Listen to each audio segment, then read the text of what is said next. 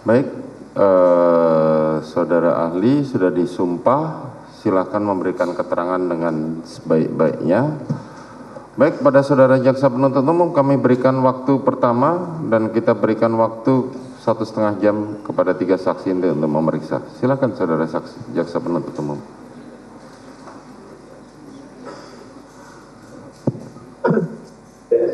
Terima kasih yang mulia.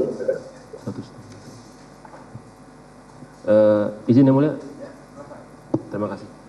Saya ingin bertanya kepada Ibu Reni. Mohon maaf Bu, dibuka aja maskernya biar suaranya jelas karena ini direkam semuanya, jadi suaranya akan masuk dalam rekaman.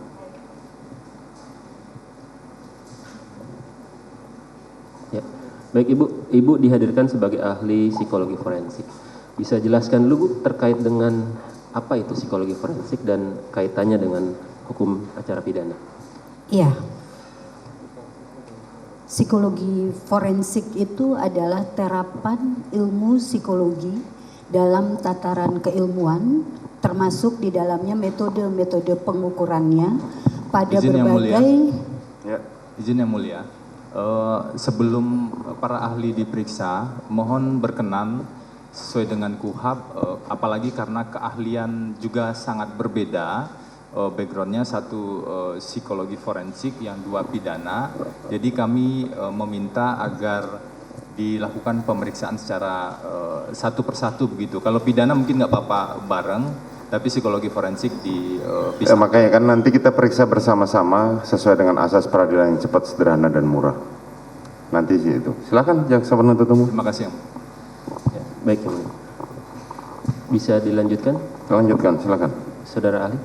Baik, saya ulangi izin. Psikologi forensik adalah terapan dari ilmu psikologi, baik itu secara keilmuan maupun metode-metode pengukurannya yang diterapkan di dalam ranah hukum atau untuk kepentingan hukum. Oke. Itu definisi dari, terima kasih Pak. Ya. Secara spesifik ini mempelajari tentang apa dan apa kaitannya dengan hukum pidana dalam konteks ini? Baik, psikologi itu mempelajari tentang perilaku.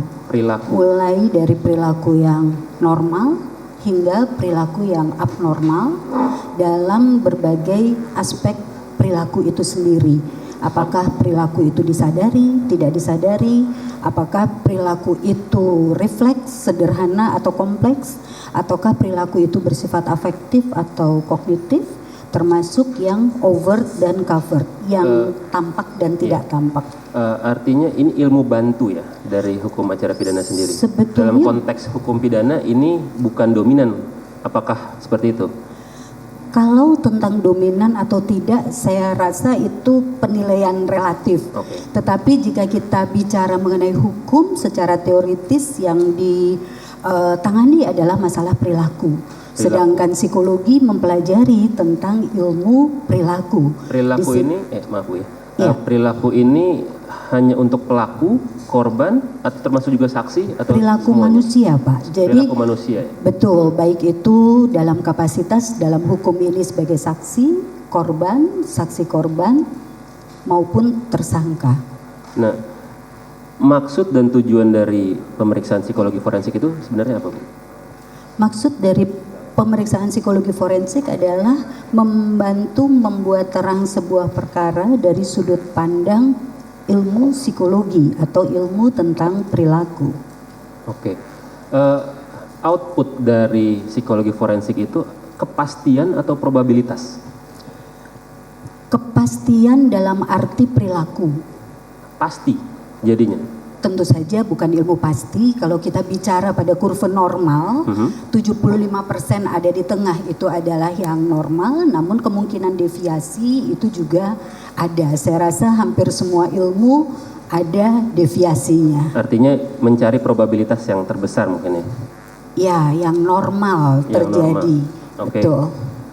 Dalam perkara ini, Ibu kan juga sudah diminta untuk memberikan keterangan dalam BAP dan juga bisa dibuka supaya lebih jelas Pak. Tutup saja Bu. Oh, ditutup saja, baik. Dalam perkara ini bukan sudah pernah memberikan keterangan dan juga sudah pernah melakukan assessment terhadap siapa saja, bisa dijelaskan? Sebelum kasus ini, Iya. saya praktik psikologi diminta oleh hukum sejak tahun 94. Bukan, untuk perkara ini Ibu apakah melakukan assessment terhadap para terdakwa? Betul. Yang dulunya mungkin tersangka? Ya, atau sebagai saksi? kami melakukan pemeriksaan terhadap 30 orang. Dalam hal ini sebagai saksi, kemudian juga sebagai terduga korban, dan pada waktu itu Ibu PC masih berstatus sebagai saksi, bukan sebagai tersangka pada saat pemeriksaan, dan juga kemudian terhadap para tersangka. Total itu sekitar 30 orang. Nah, berapa lama total pemeriksaan itu? Kami lakukan di dalam tim, ada 12 orang dari anggota Asosiasi Psikologi Forensik Indonesia dalam Himpunan Psikologi Indonesia. 12 orang itu bekerja, kami berbagi tugas masing-masing, kemudian melakukan pemeriksaan mulai dari tanggal 16 Agustus hingga awal September, akhir Agustus. 16 Agustus? Iya. Bukan 25 Juli dalam BAP yang saya terima? Betul. Ini awal ya, pertama kali itu Juli. Betul, Juli. Bapak. Sampai dengan? 28 Juli hingga, sebentar supaya lebih persis saya melihat pada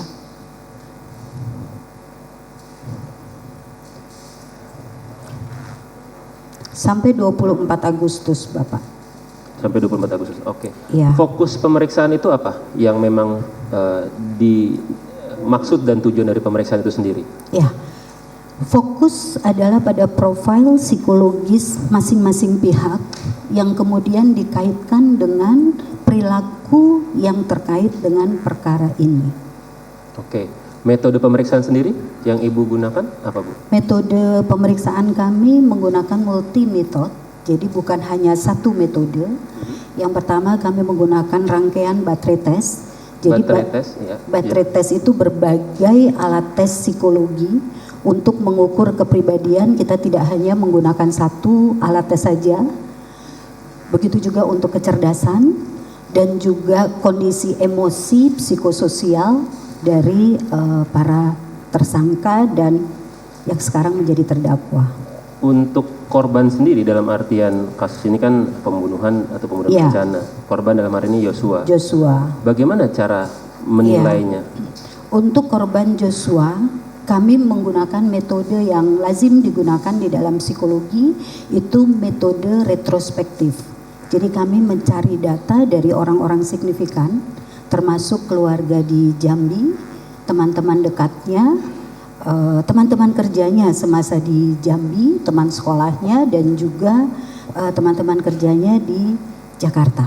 Oke, kalau tadi untuk yang para tersangka, Ibu kan menggunakan data-data secara langsung ya? Langsung, betul. Mungkin kalau penelitiannya bisa dikatakan data primer.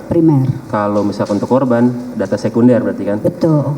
Nah, tingkat validitas atau probabilitasnya itu bagaimana? Sama nggak? Tergantung pada keragaman keterangan, kelengkapan keterangan yang kami dapatkan. Memang pada korban Joshua di sini ada keterbatasan data sehingga kami tidak bisa menyimpulkan secara detail dan lengkap pada beberapa aspeknya. Lalu bagaimana cara menutup informasi-informasi itu?